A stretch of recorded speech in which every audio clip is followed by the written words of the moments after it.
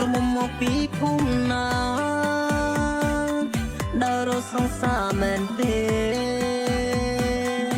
រូបបងនេះនៅត្នេងអើ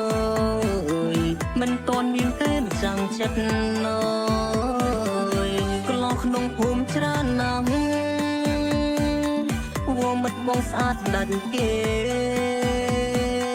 មានមេប្រុសស្នេហ៍បងទៅអើ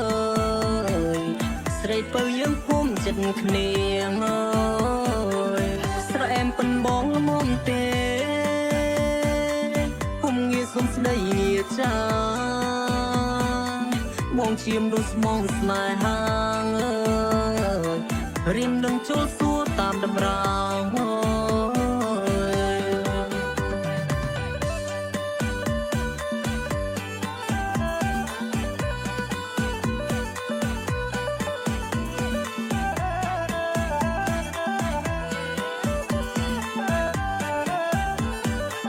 ប្រលំបងចូលទៅដេ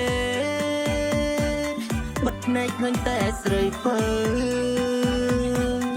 ទាំងកណ្ដាលយំជ្រៅនឹកដល់ស្រីពើយំម្នាក់ឯង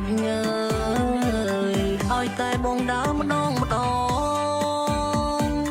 ក្រមុំក្នុងភូមិផ្អើលអស់បងជាកំឡុងចិត្តស្មោះ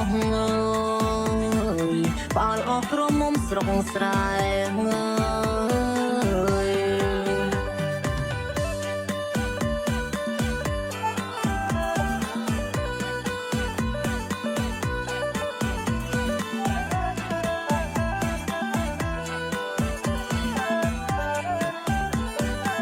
ើសនូនព្រមស្លាញ់បងមិនឲ្យអូនព្រួយភ័យបងនឹងថ្នាក់ថ្នមទាំងយប់ថ្ងៃមិនឲ្យឈងដីសម្បីម្ដងមិនក៏ស្រីធ្វើមកអីអញ្ចឹងពូម៉ាយសម្លឹងច្រើនណាស់ប្រុសនៅក្បែរធុងបាំងមើលអូនមិនព្រមដាក់ភ្នែកអីណែអូនគុណយូរម្លេះទ្រុងបងស្ទើរប្រេះអោរា